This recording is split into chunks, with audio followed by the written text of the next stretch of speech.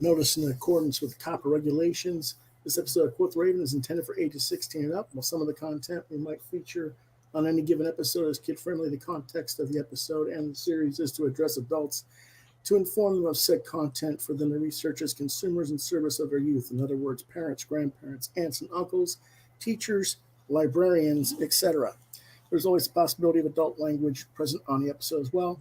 Rated TV 16 and up.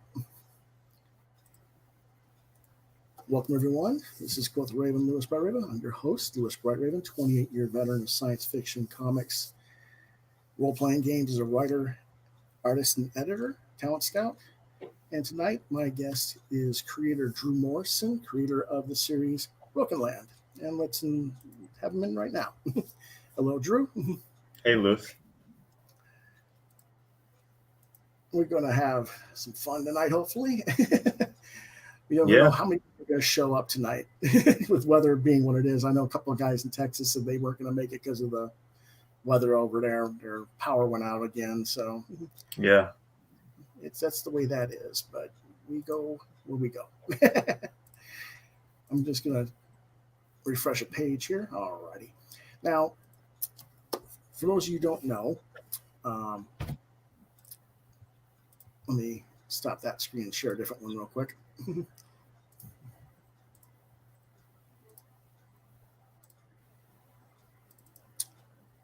BROKENLAND is a series that Drew started 2 years ago. And is on issue number 3, which is currently being kickstarted.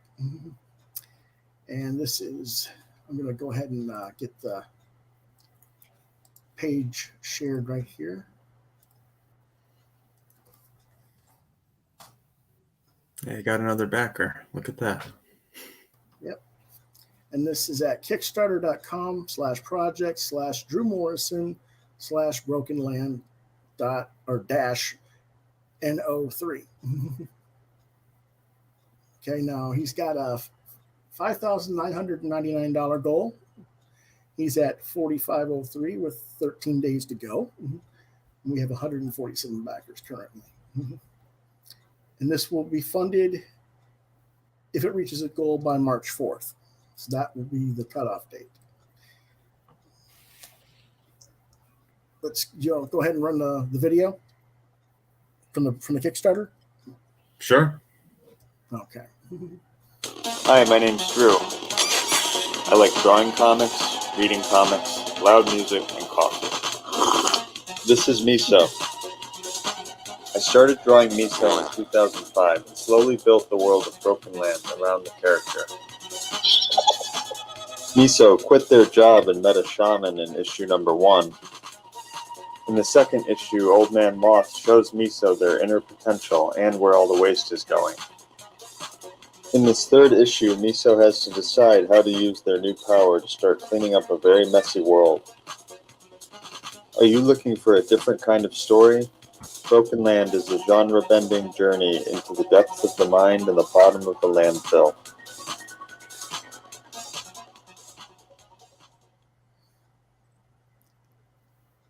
Okay. Now, Miso is the white character that this reminds me of a combination of different things. Stylistically, it reminds me of Adventure Time meets Arthur Adams. I don't know if that... Okay. Does that make sense to you at all? Yeah. Okay. Yeah. I mean, I'm from like the 90s generation of cartoons. That's, a lot of influence from there. I do like Adventure Time, but yeah, and hey, who doesn't like Art Adams? He's well. excellent. What I was thinking was when you look at Miso, he reminds me of the dog character from Adventure Time a little bit. Design-wise. With his wiggly arms, tentacles. Yeah. I've described him as a piece of tofu with octopus arms and finger legs. Yeah, there he is again. I just love the detail work on this. Thanks. And it's what would you say is the age group for this book? It really is at this point still an all ages read, I would say. I mean, it could be disorienting for a younger person, but there's nothing graphic about it. You know, there's no like trigger warnings per se in the book, or like violence of any kind. So right. Well, there's a few things that I thought were kind of weird. I mean, borderline. Yeah, borderline. He kind of gets the shit scared out of him, literally, in one scene. Oh, right. Yeah.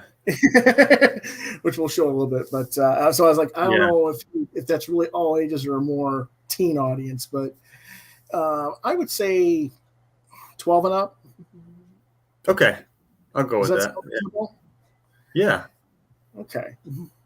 Let's go ahead and take a look a little bit more at this Kickstarter. This is your 4th Kickstarter, and you've fulfilled issues 1 and 2 already through Kickstarter. Yes. And then you did Entropy, which was a Entropy. painting. Yeah, that was a painting series basically where different sections of each painting could be recombined with each other to form new images. Kind of a exquisite corpse experiment. Oh, okay. So I made prints of them and I toured the paintings, and it was just another strange art project. Okay. Kind of a one-off. Mm-hmm. Yeah. But the comics was actually started with BROKENLAND. But it's where I got familiar with Kickstarter. Okay. Yeah. This is the cover to number 3 that you're seeing on the screen, folks. Mm-hmm.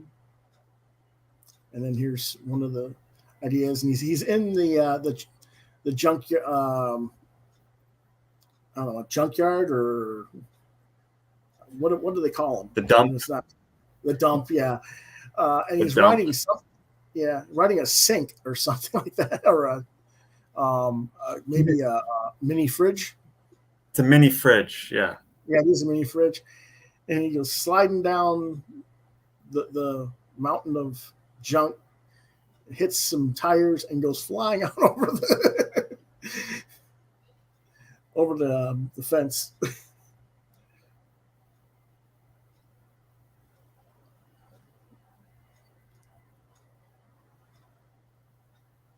He keeps trying to give donuts away. It's just a nice gesture. Yeah. You know? And these are images from issue number 1, from this page down. Yeah, those 2 are from the first issue, right?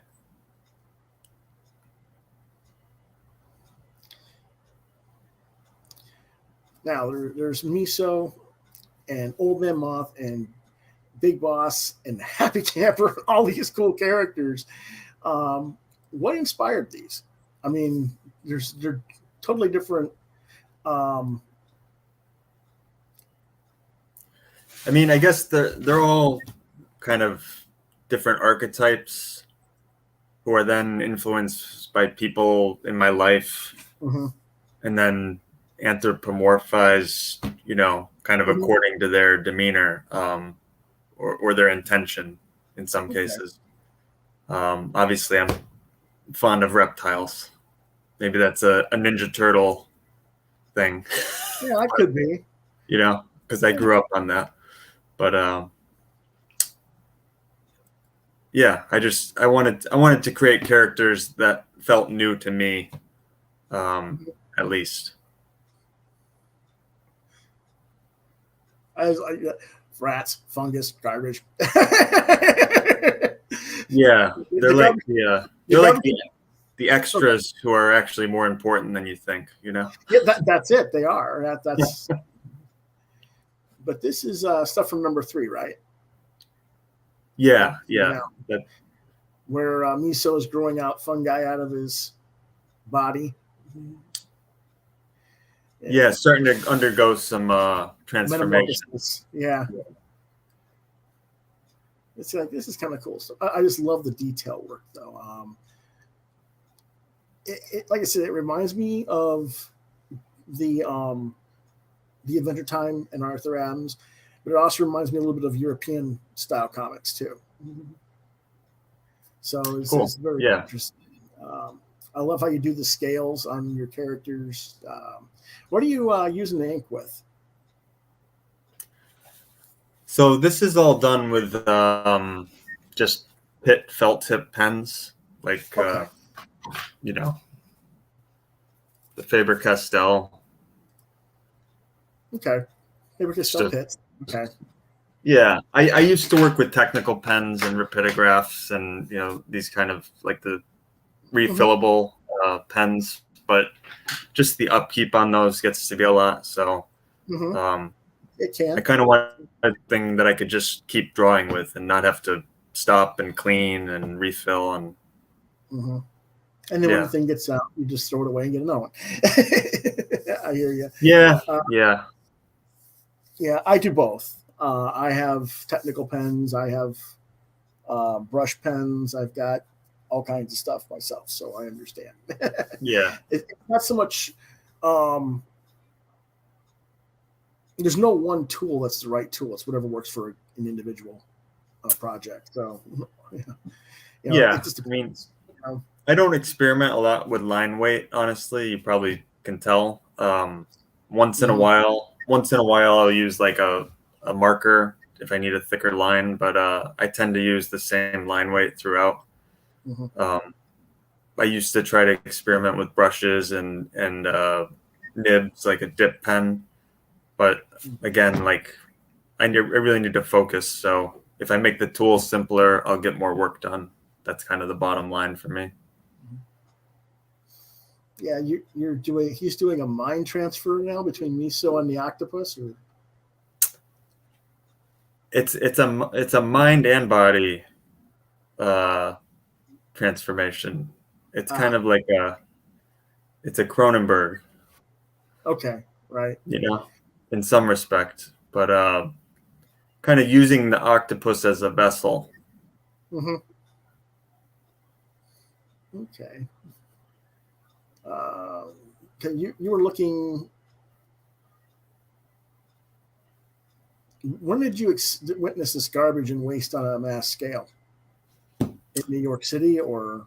Yeah, in New York. I grew up in a clean suburb of Buffalo, and just never really seen it on that scale. And then you walk around Manhattan on garbage night, and just blows you away. It blew me away, at least. I mean, I think a lot of people can maybe not notice it, but it really. Well, if you live there all your life, you probably it's something that you're used to. You don't notice it, but I think anybody that goes into a new environment that they're not familiar with and they see something that seems out of the ordinary can be jarring. Yeah, that's a good way of putting it. Yeah, and I mean, I don't know what your life experience is. I've lived all over the country as a military brat, so I've seen a lot of things that just make me scratch my head. So, as to why things are the way they are in different parts of the country, but not just things like how people do or don't take care of their trash, but just the way they keep their upkeep of their homes in general.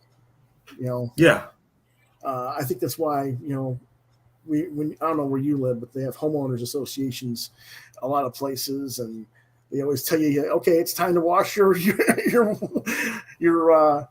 exterior of your house now. Yeah.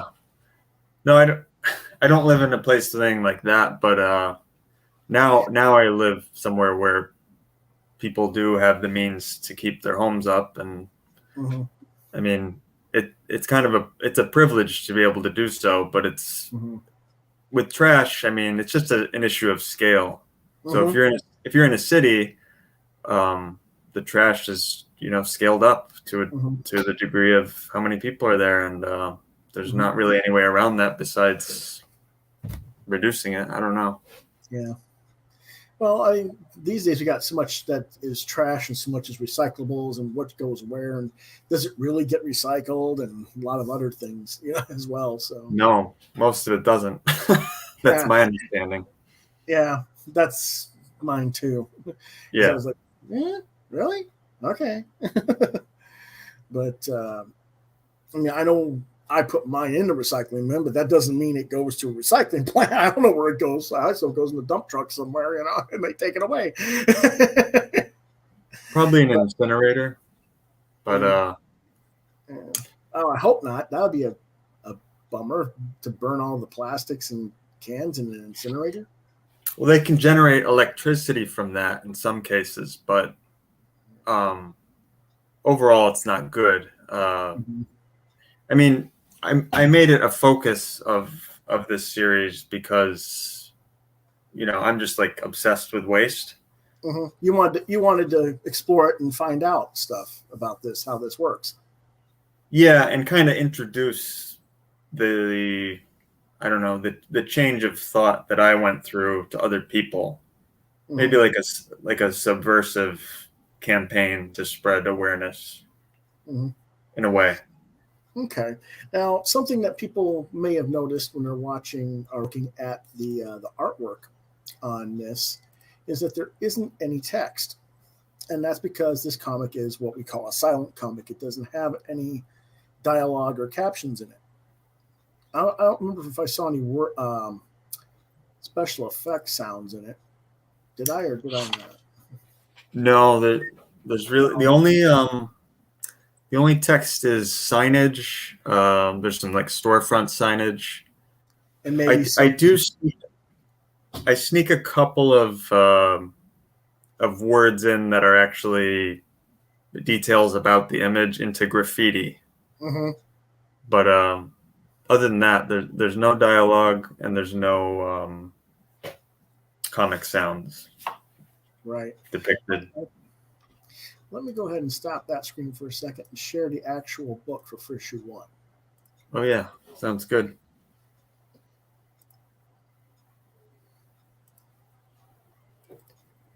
And this is what you have a flip snack. I'd never seen this before. I've never heard of this site. Yeah, flip snack's awesome. Yeah, but this is the cover to issue 1, and you can order issues 1 and 2 on the Kickstarter.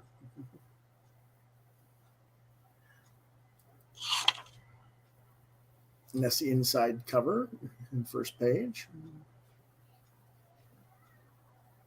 Now you did all this coloring digital too, right? Yeah, the color's all Photoshop. I like the flat color. Yeah, it's not overly rendered. It's colored enough that everything has a nice depth perception to it. Whereas a lot of comics get overly rendered with coloring these days. Yeah. I like how he's looking for donuts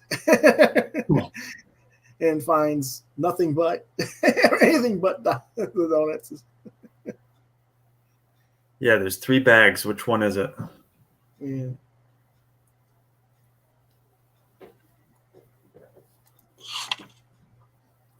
And then he's sharing the donuts with everybody. Here, worm, have a donut. Like the worm's like, what the hell is that? Yeah. That. The fun guy. The mushrooms. Right. The frogs. Yeah, it's funny. The bird takes a dump on his head. Yeah, that's like the little finisher there. Yeah. He's so sad. I used to pull stuff out of the dumpster from a vegan bakery in New York. Perfectly good stuff, and then give it to my friends, and that's I've heard people do that, and again, it's crazy. I can remember when my father worked in the military. If you took the thrown out food from the mess hall, it's perfectly good, not being used, and you took it, that was grounds for jail. Oh, wow. Yeah. And I was like, what? He goes, yeah. It's like, that's stupid. Why would you waste perfectly good food if there's people who need it? Yeah. And whether it's on the military community or off around the community. like you say, waste. Crazy. I mean, I can understand some of it if you don't have the space to save it or you don't have the means. But then again, I also like, why do we make so much? You know, Right. it's a weird balance. But yeah, I love how Miso is like trying to give a donut to a dog on a leash. Just ready to tear them apart, and he puts a stamp on another one, puts it in the mailbox. I can just imagine the postal workers like, what the heck? Yeah. Try and have fun with it. And No, it's cool. Oh, that's great. Try and stick it in the tailpipe of someone's car. That's what you do with an eclair. Yep. Oh, just cool stuff.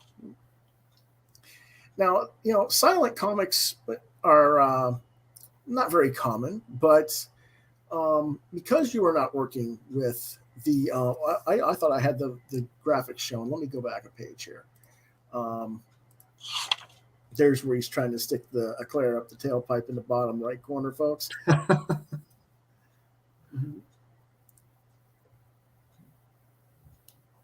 Now, again, all this stuff is, I mean, there's some dialogue, and you got the signage, here and there, but nothing in terms of context to storytelling per se. Right. And that is, comics are typically known as a juxtaposition between words and pictures. But I find that those of us who can do the silent comic have a better understanding of storytelling, because you have to put all of the narrative into the visual design. Yeah. How much challenge, since this is your first project, what made you decide to go that route with the silent book?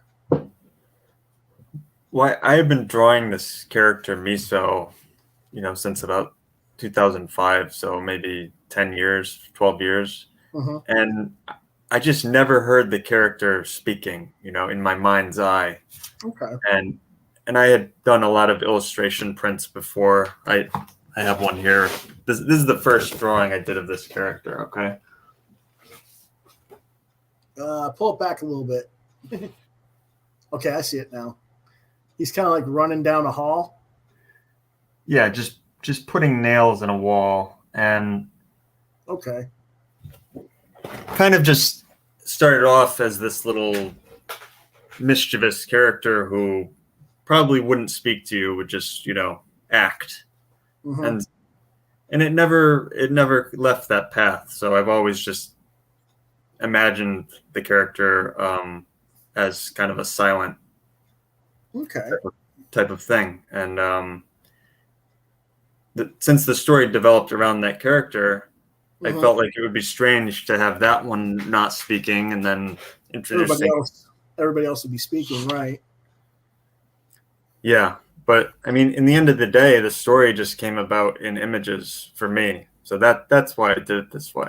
Okay. Yeah. Well, that's a good thing in a way, because I mean, if that's how it came to you, then it makes sense. That's how it arrived, let's say. Yeah. I keep thinking that the scales across his chest are like tire treads. I keep waiting. Where did he get the tire treads on him? But I know it's not. I could see that, yeah. I mean, he's so squishy looking. It's like he could probably survive getting run over. Yeah, he'd probably have an imprint of the grill in his butt. Yeah. Or something. But I thought Miso would contrast well against this abrasive landscape of a degraded, urban setting. Right, and it's very interesting because Miso is white, and when I say white, I'm not talking about Caucasian. I'm talking about just pale white compared to everybody else's different colors, and he stands out in the stark contrast with everybody else as a result. Yeah, I don't know if is that supposed to represent some kind of innocence or purity to the character as well? Maybe by accident. Okay. I don't know. I mean, like I said, I was drawing this character for many years, and I hadn't intended to make comics with them. So, originally, the design of the character was from a college assignment. Mm-hmm. So it was very random. And just years later, I decided this would be a good main character because so many people had connected with the character. Yeah. With them. It's a genderless yeah, right. Okay, with character. them. Okay, yes. Yeah. So you're gonna have to get used to doing that because you did do your pronouns correctly in your presentation. Yeah, and that's that, and I don't think that was something that you were trying to do to be, I don't know, whatever they call it, SJWism or some of that silly nonsense. Yeah, I'm sure you've heard of it. No, it's not a pronoun campaign of any kind. It's just, biologically, this character is a them. Does not have genitals. And yeah, we'll find out later about reproduction, I think. Okay. But, yeah, how that will go. Yeah. When you get that far, it's more, you got other things that are more important to talk about in the book. Yeah. Yeah, that's cool. Alrighty. He must be really light. I mean, he can't even get the lever down. No bones. Ah, yeah. Well, see, if he's got no bones, he definitely can survive being run over. Nothing breaks. But I say that there's no bones, but then what are the teeth sticking into? I'm not sure. Yeah.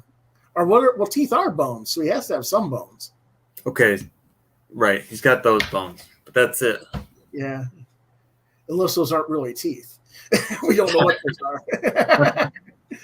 It's an A, is he getting drunk off the? No, more than a few people have thought he got drunk or he took drugs that he found on the conveyor they found on the conveyor belt. It's just nausea from being by the. Miso's getting tired from working. Okay. That was the idea behind that page. But all right, and I just love how he starts growing all these extra limbs. He looks like Mojo from the X-Men or something. The grins are just something else. Kind of a fever dream. Yeah. And he's actually out of it, and then the boss man comes and. This is my daughter's favorite panel in the book. Really? Yeah, because of the little fart with the turd coming out. Yeah.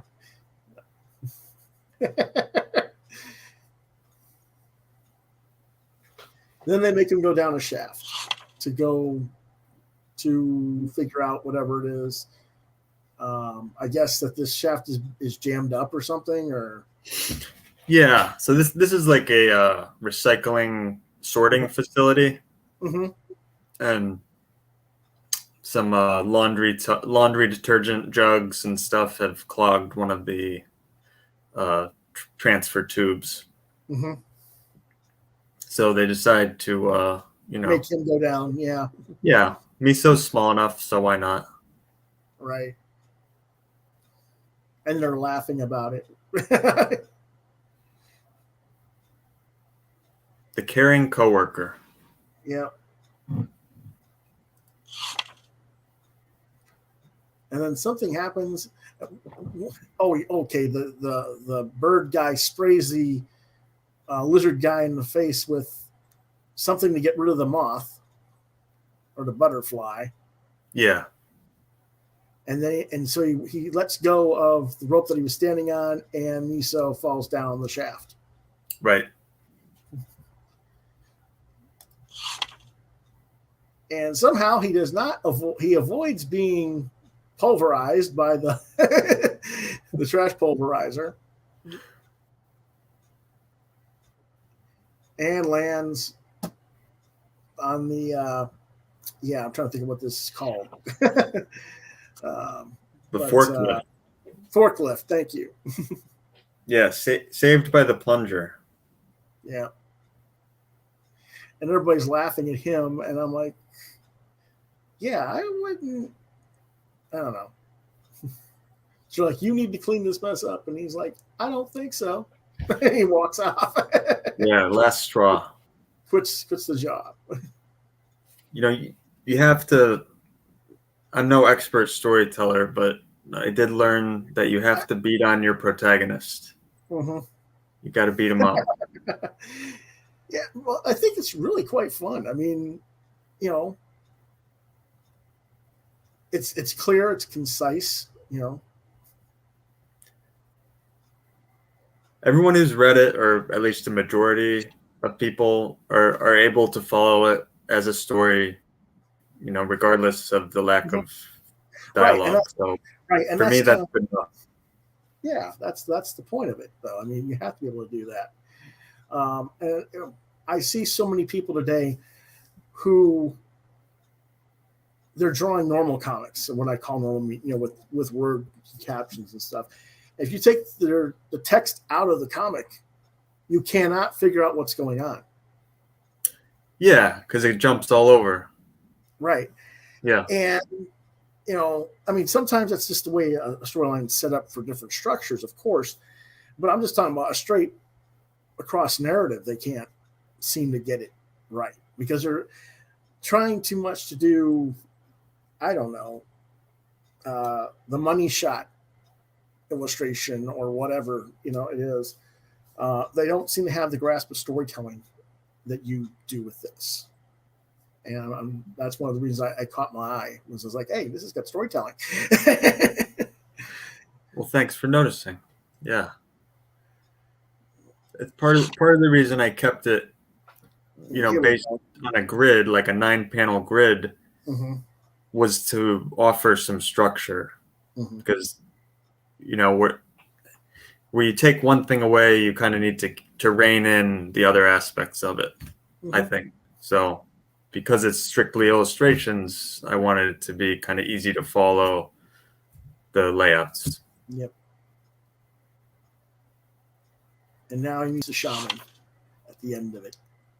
The money shot. Yep. And then at the end of this, there's a print copy, which would take you to a different page, which is back to that Kickstarter, actually. So.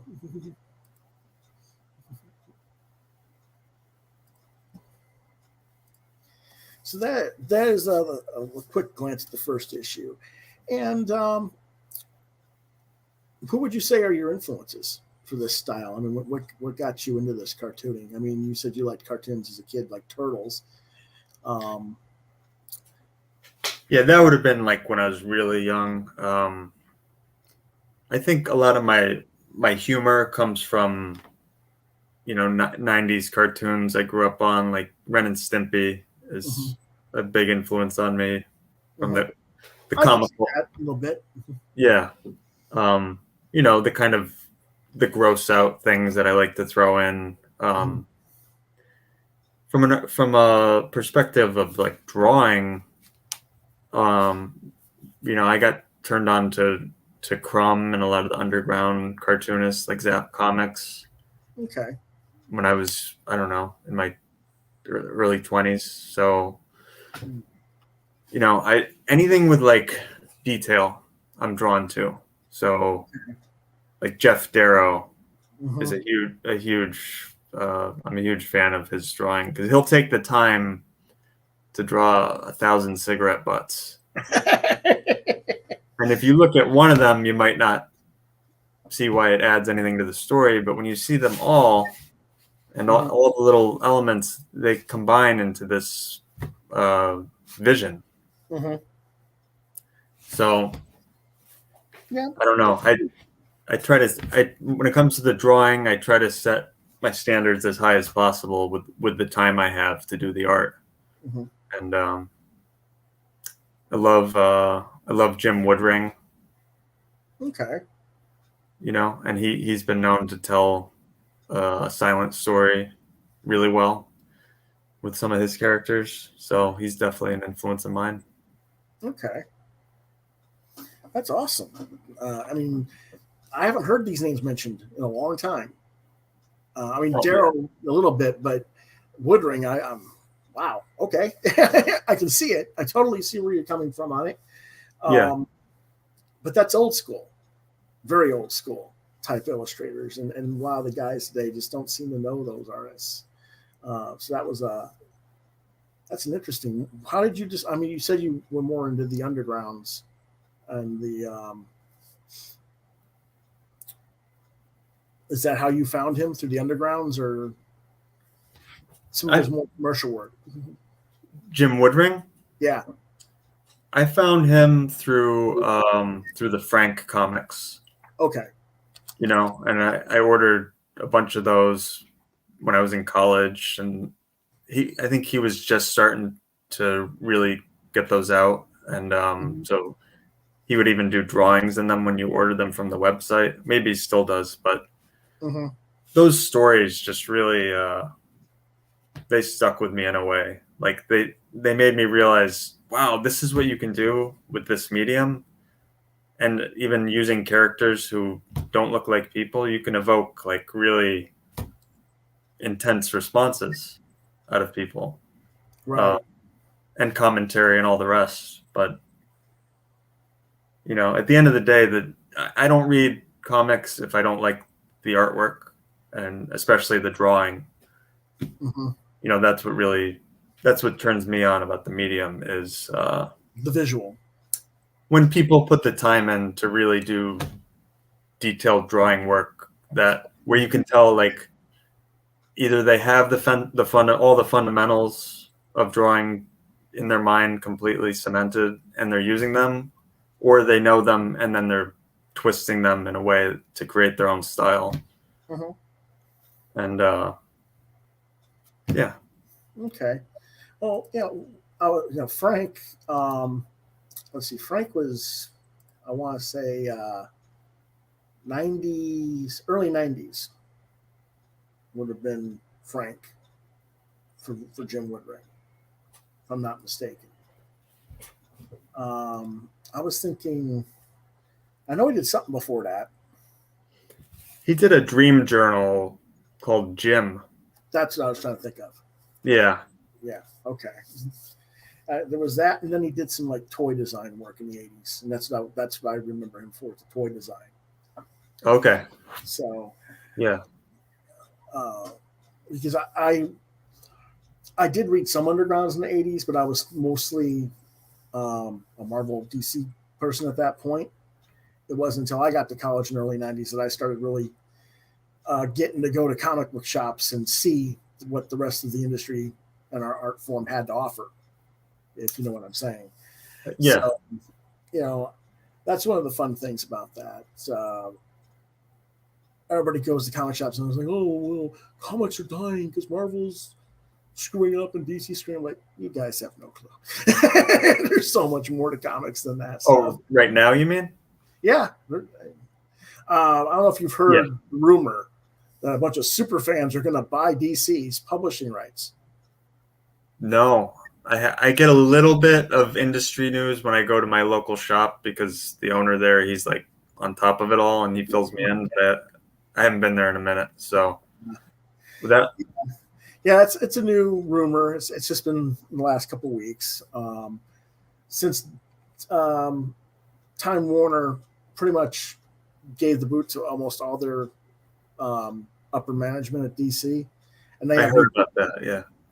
They're like, well, we don't, are they gonna, the fans don't like the new direction or whatever, as if they've liked anything for the last 20 years at DC. But they're talking about supposedly that these rich fans are going to try and get the licensing to do the comics. And I think it's funny because it's like, okay, so who are you going to get? The little clique group of creators that you like. What about the rest of us that don't give a damn about them? Yeah. I mean, I think the issue isn't so much who's running is whoever's running's got to have a more broader sense of what's out there. Are you saying they don't like the Black Label imprint, that kind of newer stuff? They don't like anything. I mean, they say all the creators are SJWs, social justice warriors. Right. Yeah. Okay. Yeah. I've heard this. Yeah, and it's like, well, what happened to the guys I liked 20 years ago, 30 years ago? And I'm like, yeah, what about them? Aren't you sick and tired of Mark Waid by now? I am. Yeah. Aren't you sick and tired of Brian Bendis and his 10 books a month? And that's what I get. I try to explain to people all the time. It's not that I want these people gone from comics. I don't. They have a place here. But we have so many creators, particularly writers, that are just all over at the place at the same time, that even if you are a massive fan, if you're to back one of them, you don't have any more money to back the rest of them and buy all this stuff. So, why would you want all these people having all this work, and then there's a whole bunch of people that you claim you like who aren't working at all, because these other people are crapping out 8, 10, 15 books a month. I think we need to restructure things so that, pay our creators what they're worth so that we can work on maybe 2, 3 books a month max. And make them really good. And pay a living wage so that they aren't trying to get everything out there as much as they can to get a check, But they don't have to work in construction half the time like me. Well, those are the people that are, the guys that don't get any opportunities either, like I say. But I mean, did you read Wonder Woman Dead Earth? No. That is a great little 4-part series, and it's a writer-artist title. It's Daniel Warren Johnson. Mm-hmm. So they brought him in, and he's definitely not like your typical comic creator. He's got a very rough, kind of aggressive drawing style. Okay. And he's put out a lot of books, but I know of him. I'm not unfamiliar with his work. We took well-known characters and just created this brand new story with them that really worked. So cool for me, at least. I like when that happens. Yeah, absolutely. Yeah. Right now for DC, I'm reading Far Sector, which is the Black Green Lantern, female Green Lantern, that's created by Nora K. Jemisin and Jamal Campbell. That's partly because I know Nora from her prose work in the science fiction arena. Okay. So I was like, I want to see that. I did get the Future State Green Lantern 2 issue showcase that they did recently. Again, because one of the writers was someone I knew and know. And they had a couple of artists in there that I knew as well. I was like, okay, I can deal with this, But overall, I'm kind of... It's not that they're dead to me, but you really have to do something to make me take notice of DC and Marvel these days. Yeah. As far as that goes. So that's kind of what happens with me with Marvel and DC. As people who watch my show can tell you, I almost never review Marvel. I don't buy Marvel at all. There's so many. I don't know where you would start, but well, it's not that. It's just I really don't like the directions of the characters anymore. And I haven't for a long time. And I don't think it has anything to do with the writers that have come in the last few years that are the new ones that everybody's blaming it all on. I think it's the guys that were there for the last 20 years that have been doing it right along, because I stopped reading in the 90s Marvel and DC because of Death of Superman and Nightfall and Hal Jordan going nuts and killing the Green Lantern Corps and all that stuff. It's like, how can these people 30 years later be the problem when I left them then? and you watch the slow slow death of the readership throughout the decades. You know, Yeah. I think it's been there as a process all along. You know, so that's just my opinion, though. All right. What do you think about? Did you see how Boom Studios teamed up with Keanu Reeves and introduced that Kickstarter? Yeah, that bothers me a little bit. Yeah. You know, same thing with Richard Meyer and Chuck Dixon and Graham Nolan teamed up with Sylvester Stallone to do The Expendables. When you have mega rich actors, mega rich athletes, mega rich musicians who have the resources to do it on their own, I don't think they should be crowdfunding, but you know, I think they should go ahead and fund their own. But that's just, you know, again, whatever. Yeah. Other than that, I mean, it's there. It's just one more book on that's there to me. But I don't know if I would read it, but I was impressed with the amount of attention they were able to bring to the project. Right. Absolutely. Yeah. Yeah. I mean, it's kind of funny because, I mean, Boom and IDW have always had books with actors attached to them. Have they? Yeah, this isn't the first time. Okay. They had one with Jennifer Love Hewitt. They had one with Rosario Dawson. Oh. But those didn't get the same kind of, you know, media attention because, I mean, Keanu's like, you know, Yeah. really, he's way up there in attention span, you know, for the general public. Whereas Hewitt and Dawson, I don't know. I mean, there's nothing wrong with either one of them by any means. They're good actors for what they do, but they're just not iconic, I guess, the way Keanu is or Stallone is, you know? Yeah. So in that regard. Okay, let's go back real quick to your Kickstarter. Cool.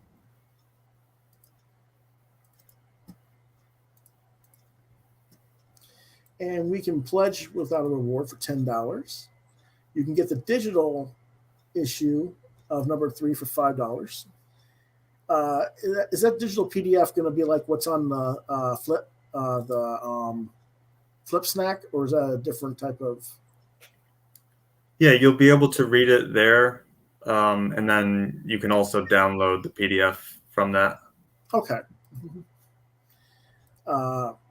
For $8, you get the digital for all 3 issues, in case you missed the first 2.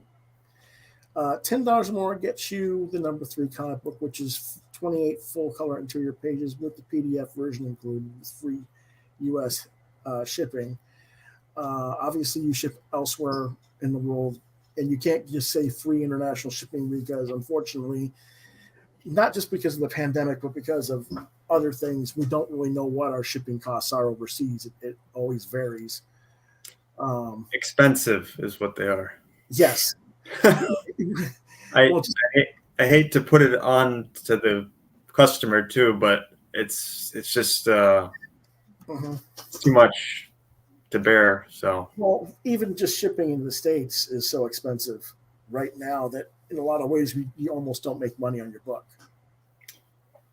Yeah, it's nearly impossible to begin with for like someone like me who's, you know, printing on demand and basically self-publishing the whole thing. Any money I make on this, it just goes into the next issue. You know, it allows me to make the next issue so that hopefully I can collect it into a book and then maybe go bigger. But yeah, and that's all I want right now. Out of curiosity, if one of the other publishers out there, like Scout or Aftershock or Dark Horse or somebody, took notice of this and approached you, would you even take interest in that? Oh, sure, yeah. I mean, I've sent it to a few publishers to no avail, but yeah, eventually I would love to see it get distribution. I'd have to do my homework on them, but right. You know. Well, you have to, you have to just look at the contracts and everything else as well. But yeah, the distribution is a weird thing. I started in the '90s, self-publishing and self-distributing, and back then we didn't have the advent of the internet as we know it today. We didn't have crowdfunding. I had to go door to door from throughout the college dorms and go to different colleges throughout the state and everything like that to market my books. Right. And I kind of wonder. I mean, right now we can't do that sort of thing because of COVID. Yeah. That's part of the problem. I understand that, but I often wonder because Stan Lee back in the '60s, he would go to colleges and speak to the college kids about not just comics but just about society and other things. And I kind of wonder, I mean, that's kind of what I and the group that I ran at the time at university. We had like 40 members. We had 27 books between us. So we were marketing all those books. Wow. Yeah. I wonder if today's crowdfunders were to could visit these places and speak on our art form and show the variety of styles and ideologies in our industry, not just our industry, but just in the art form, because comics are so much bigger than just what we call the industry. Would it be different? Would we be able to just go ahead and do what I did back then and have people mail order a subscription up front instead of having to campaign every issue out? I mean, I have people asking if there's a way to subscribe, and I have a Patreon set up, and really not much is happening there. But right. I think you can't really do anything without the digital tools attached. Mm-hmm. I mean, I do plenty of in-person shows, prior to COVID, right. like art festivals, music festivals. But this was before I released my comic, so I was selling prints of my artwork and original art. But yeah, there's no better way to gain a following or a readership, I think, than in person, connecting with people. Right.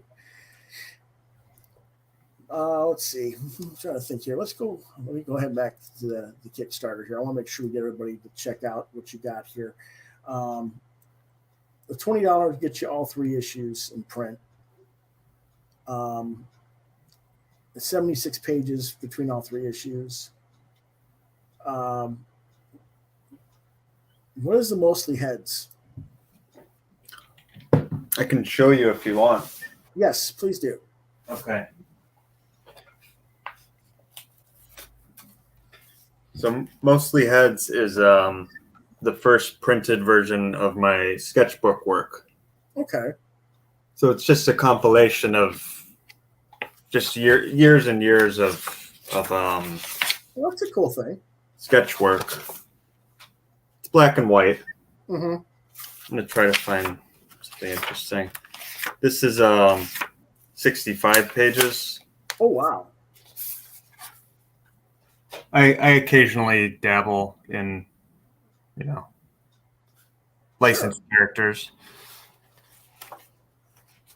So yeah, and there's a lot What kind of print run did you have on that? What's that? What kind of print run did this have? This is the proof, and I haven't printed it yet. Oh, okay. I'm waiting for the Kickstarter to end so I can get an idea of how many to make. Okay. That's really, I mean, when the work is finished already and you're crowdfunding it, it's just a way of kind of launching it and gauging how much of an interest there is and not overspending on print on demand, Right. If I order 500 books and then I have 100 backers, I'll sell them all maybe, but it's going to take a while, and then my money is sitting in those books. So Yep, I know. Yeah. How that was. You know the deal. Yes, I do. If I didn't have so many pre-order subscriptions, I would have drowned in books back in the 90s. Yeah. But I had that fortune. That's one reason why I haven't gone into the Kickstarter mode, is because I'm like, they always want so much extra stuff as enticement to buy, you know. I'm Yeah. like, do I really want to go into that? But okay. So you got the sketchbook, and then you got prints, which is a miso pack print. Yeah, it's 5 of the prints like that I mentioned earlier, the ones I bring to art festivals, and Which is like the one with the nails that you showed. Okay. yeah, How big are those? they're 14 by 20 inches. Oh wow! So that's an interesting shipping dilemma. Yeah, there's a tube and a stay flat. Okay. You know, if you order that, the books would come flat, and then the prints would come in a rigid tube. Okay. And that's $50 or more.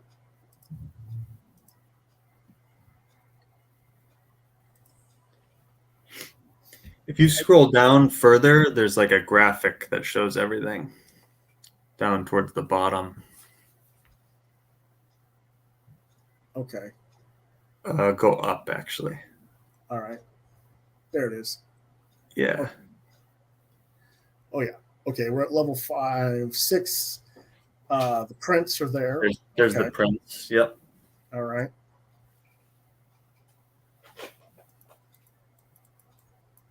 And you can get an original black and white art. Is that from the actual book, or is that a sketch? That's a sketch. So those I just Mhm. create after the campaign, and they're kind of like artist's choice. Mm-hmm. Okay. But people are usually happy with them. So And then at 250, you can get the original page. Okay.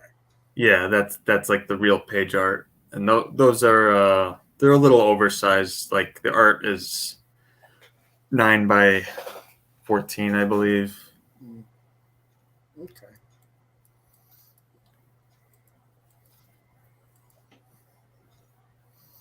Make sure you have multiple copies of your and scans of your artwork for files for later. If you're going to give away your art, or if someone buys Oh, it. yeah, Because I've got them backed up.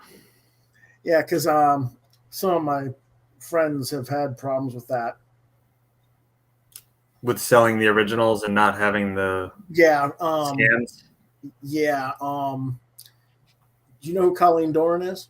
Distant Soil? The title's familiar. Okay. Well, she's been out for a long time, and she's been printed through different publishers before she went to self-publishing and back to Image. And the people that had the print files threw them out. The printer did.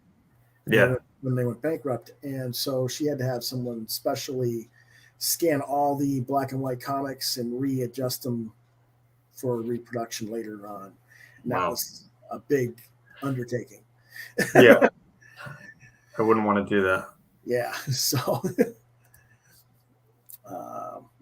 let's see where we go here. There it is. But yeah, you got a lot of stuff here. You can get the first ever miso drawing from 2005 for $1,500. Wow.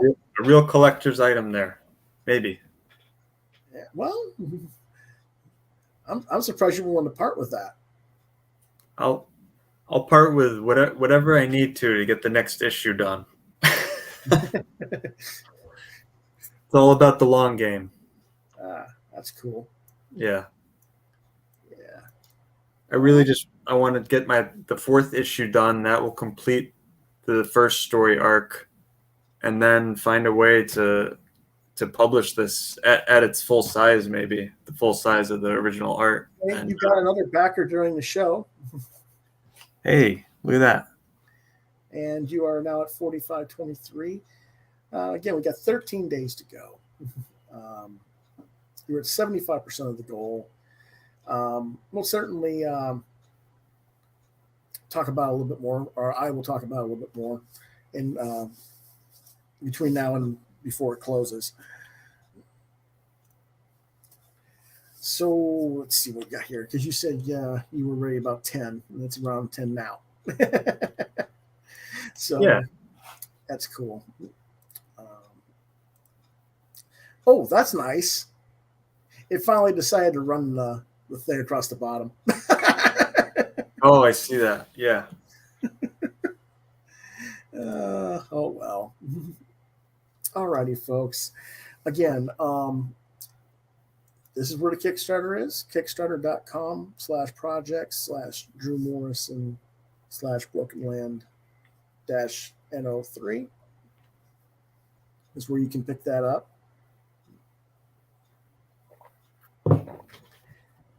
And I don't know which one I'm going to back yet. I got to figure out what I'm backing, but I know I want all 3 issues, so I'm probably just going to get the. Well, no, let's see. You have a setup for all 3 issues and the. Yeah, you do. Well, no, that's the original art. I'm trying to find it. All 4 books, like Yeah. the three comics and the mostly heads. Yeah, that's 30 or more, right? Yeah. Okay. Yep.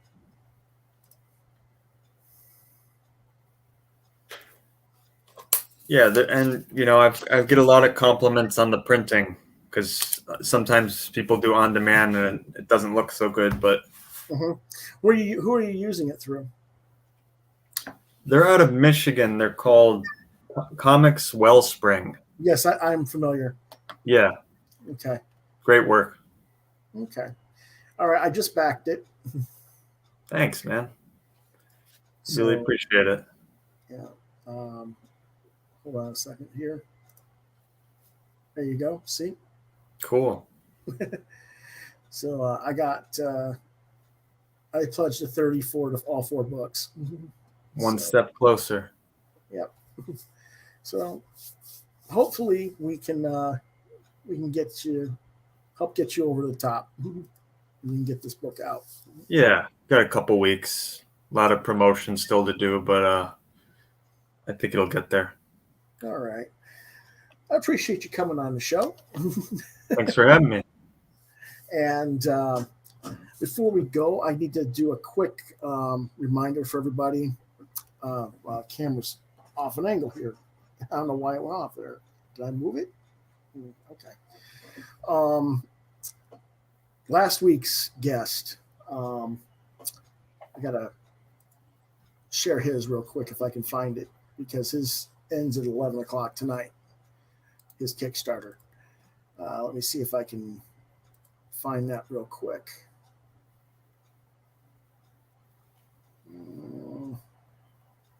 Nope, it's not going to show me. Of course. Why would it do that? Right? There it is. Okay. It's got 114 minutes to go. Down to the wire. Yep. And now his is already funded, but that's not an issue. Good. As you can see, he's well over his $1,500 goal. He's over 5,000. Oh yeah, 400. He's got 278 backers, but a little over 2 hours, a little bit less than 2 hours left to go. So, just wanted to let you guys remind you all there that it is still there to be picked up.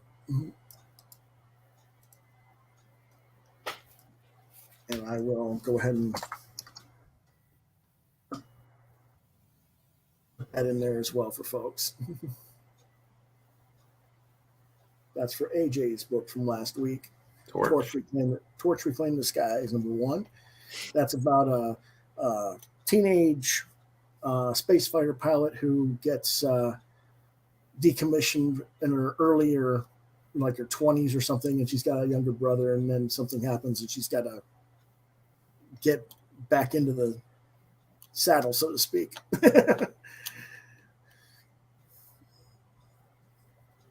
But so there's that as well. Alrighty. I want to thank our guest, Mr. Drew Morrison, creator of Broken Land. Make sure you check out the Kickstarter on the address on the screen. That is, again, kickstarter.com/project/Drew Morrison/brokenland-3 or NO3. Alrighty. And we will be back next week. My guest next week will be Graham Nolan, acclaimed Batman artist, co-creator of the character Bane, the guy who broke Batman's back. We'll be talking with him about about his crowdfunding projects and his new book that's featured through Aftershock, which we'll talk about more next week. Okay. So again, I want to thank you for coming on, Drew. Really appreciate it. Thanks for having me. It's fun. All righty. And I'll let you go, and I'm going to go through my sign-off. Thanks for backing, Lewis. No problem. Have a good night. Take care. You too. Where is it? There we go. All right, folks.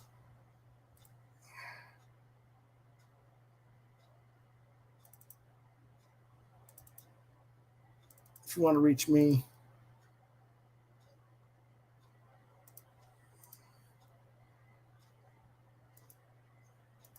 my computer's being fussy. I apologize. There we go. Share. You can reach me at Lewis.BrightRaven on Facebook, on Twitter at LewisBrightRave2, at DeviantArt.com/BrightRaven, YouTube at Quoth Raven Lewis Brightraven, Quoth Raven LBR72 at gmail.com, and LewisBrightRaven at yahoo.com. Please go with the Gmail if you have any questions first. If I don't respond, then try the Yahoo address. On Mondays, we usually do our comics news and reviews. Wednesdays, we usually do what did you get this week. Thursdays is when we do a roundtable talk like we did tonight. Again, next week, my guest will be Graham Nolan. We'll talk about his Kickstarter books and his book through Aftershock, which is Girls of Dimension 13, I believe. Let me see if I can find it real quick.